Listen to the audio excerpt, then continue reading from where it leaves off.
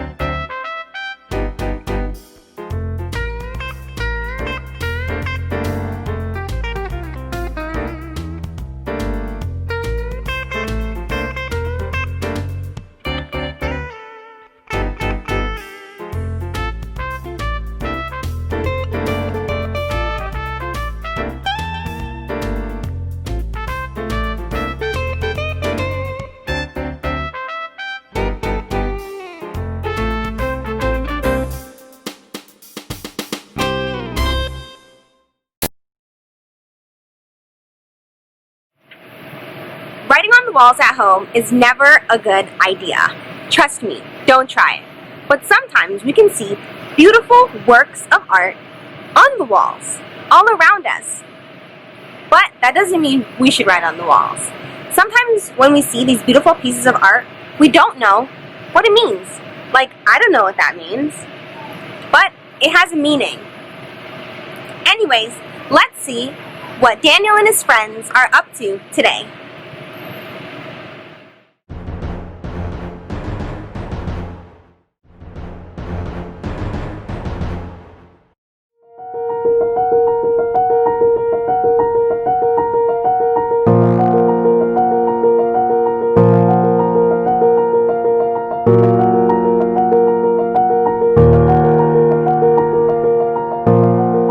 Many years passed, and Daniel, now an older man, was still in service to the kingdom of Babylon when a new king, Belteshazzar, came into power. King Belteshazzar decided to host a great banquet for thousands of his leaders. During the feast, King Belteshazzar had his servants bring out the gold and silver goblets that his father, King Nebuchadnezzar, had taken from the temple in Jerusalem. As the king and his nobles drank from these sacred goblets, they praised false gods. Suddenly, a human hand appeared, and one finger began to write on the wall right in front of everyone at the feast. As King Belteshazzar watched, he began to shake in fear. The king called for his wise men and said, "Whoever reads this writing and tells me what it means, I will give them riches and power." But the wise men could not read the writing, or tell the king what it meant.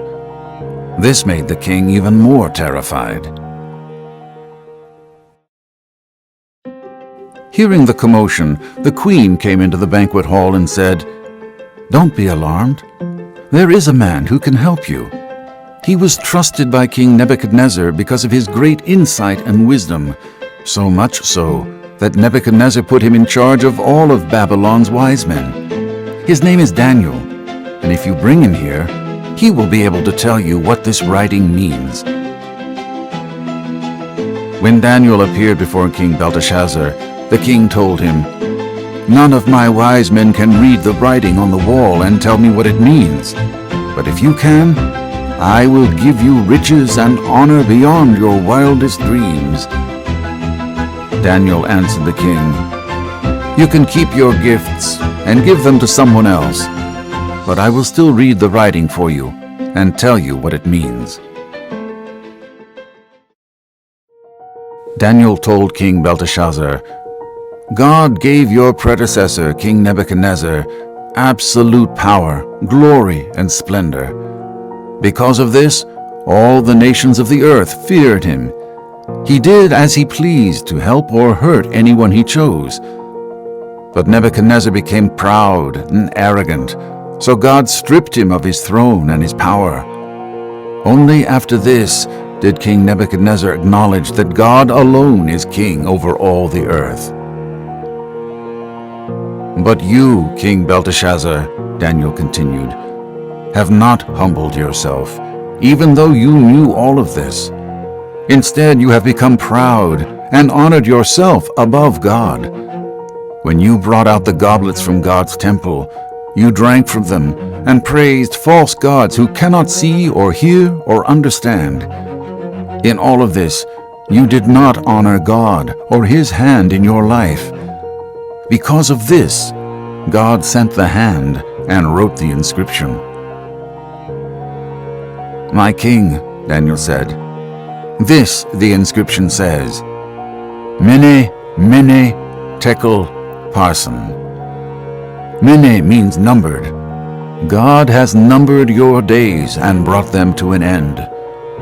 Tekel means weighed. You have been weighed on the scales, and you have been found wanting. Parsin means divided. Your kingdom is divided and will be given to the Medes and Persians."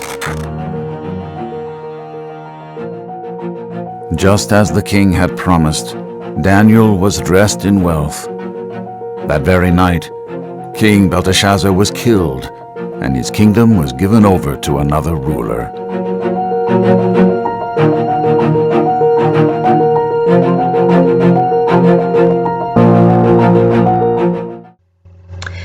Do you remember the dream that King Nebuchadnezzar had of the statue in our story on day 2? The golden head represented the Babylonian Empire. The silver chest represented the empire that would soon come to power, the empire of the Medes and the Persians. Today in our story, we saw how this all came about. King Belshazzar of Babylon failed to learn the lesson of humility from his forefather, King Nebuchadnezzar. And so God allowed the Medes and the Persians to come in and conquer Babylon and to kill King Belshazzar because of his pride and arrogance. Now, it's very interesting how this all came about. This is a picture done by an artist of what they think Babylon might have looked like. Babylon was known for having strong, high walls, but also for having a moat of water all around the city, and it also went through the city as well. So the very evening that God put the handwriting on the wall, the Medes and the Persians diverted the water away from the city, north of the city, so that no water flowed around the city or through the city. So the Medes and the Persians were able to sneak under the walls where the water normally flowed in the middle of the night, and they were able to conquer Babylon and to kill King Belshazzar. It's very clever what they did. Now, the two men who eventually ruled the empire after King Belshazzar were Darius the Mede, who we'll learn about in our story tomorrow, and Cyrus the Persian. Now, Cyrus was more interested in leading the military, so he was often away with the army, and so he left Darius in charge of ruling the empire. Now, Cyrus, you may know, if you go to Sunday school at Richview, you may remember that he is the man who told the Jews that they were allowed to return to Jerusalem if they wanted after the 70 years of captivity were up. Now, he is often called Cyrus the Great. Our big idea for our story today is that pride leads to destruction, but humility leads to honor. And we saw this in our story. Because of his pride and arrogance, King Belshazzar was killed. But because of his humility, Daniel was given honor. If you read this story for yourself in the Bible, you'll see that right after Daniel interpreted the writing on the wall, King Belshazzar gave him a beautiful purple robe, and a gold chain was placed around his neck. And he was proclaimed the third highest ruler in the kingdom. Well, I hope no matter how successful you become, you will always remain humble, and that you will always give God his rightful place of honor in your life.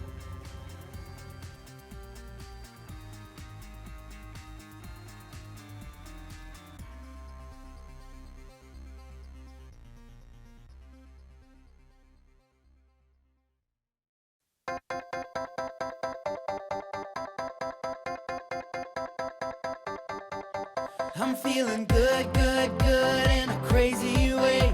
God's love changed me more than I can say. Can't keep this in, gotta let it out. Gonna tell the whole world that your love is spinning me round and around. Yeah, it's turning me upside down. I can't believe the way you love me more than I can contain. I'm gonna turn around and give it away.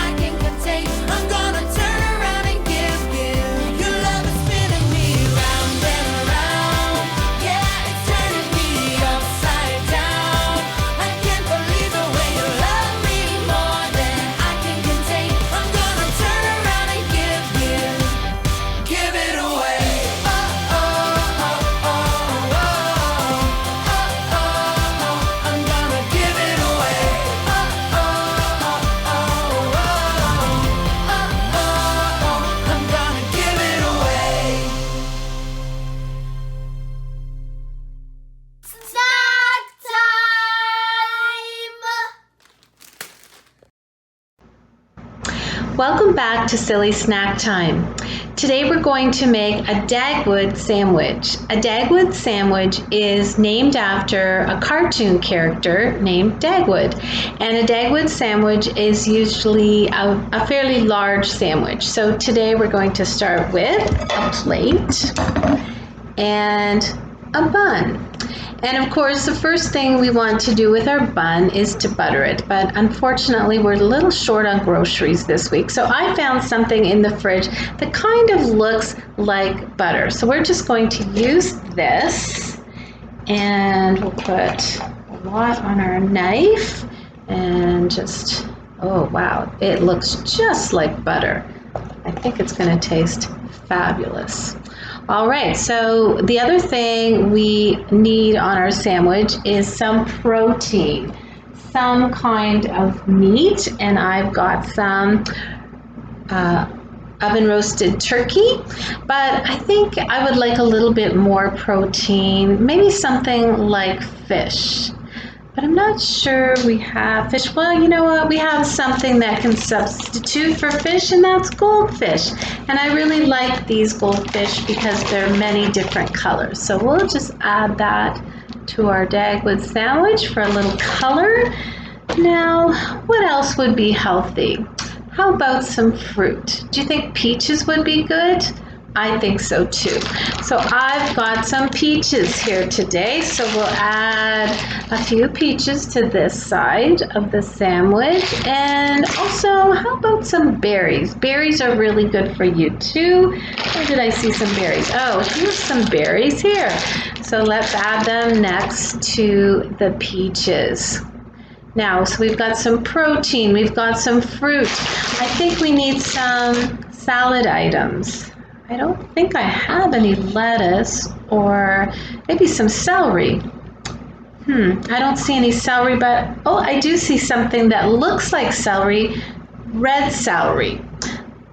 This, I think we call it licorice. So we'll just add that as our salad component to our sandwich. Now, we've got a little protein, we've got some fruit, we've got some salad. How about some dairy? What have I got here? Oh, here's some dairy that I think will be great for our Dagwood sandwich. So let's add a little dairy. Oh, this is so good. Now, I know a lot of people like pepper and salt, and I've heard that the new pepper and salt is sprinkles. So here, a little bit of sprinkles for our pepper and salt, and I think it looks perfect.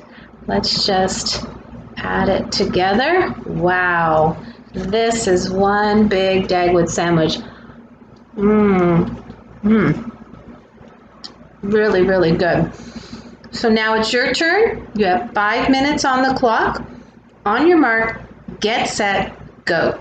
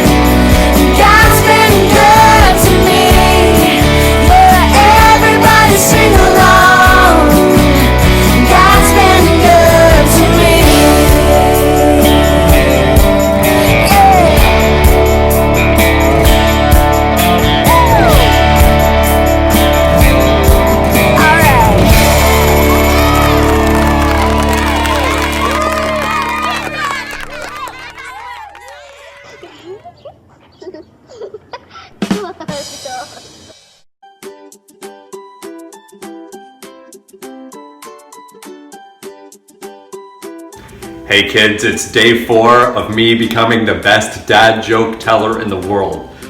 But I've got a problem. Laura, my wife, she doesn't think my jokes are very funny. What are we gonna do about that, Laura? I guess you could try someone else. Okay, who could we ask? Oh, I've got just the person. All right, I'm gonna try out my new dad jokes. Here we go.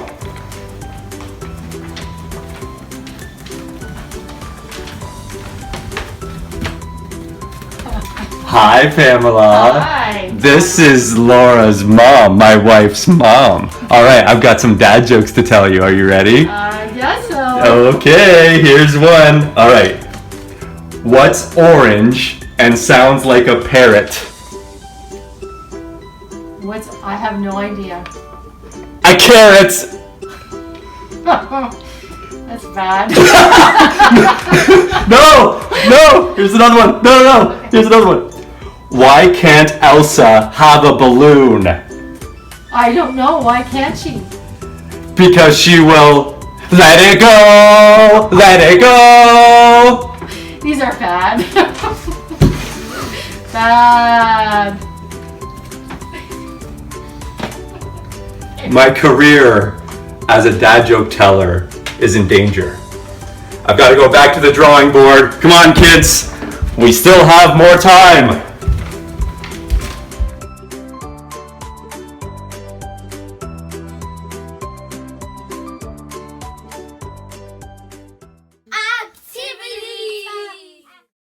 Hi boys and girls, it's activity time! So, we're gonna pull out our activity papers that say writing on the wall. This is a coloring sheet. Just be sure to get some crayons, markers, or pencil crayons and color in this sheet. Be sure to put it back in your brown envelope. That way I can pick it up or you can deliver it to the church so you can get your treat. I can't wait to see your art. And we're going to be hanging up your art in the park so everyone will be able to see it when we're able to gather again soon. See ya!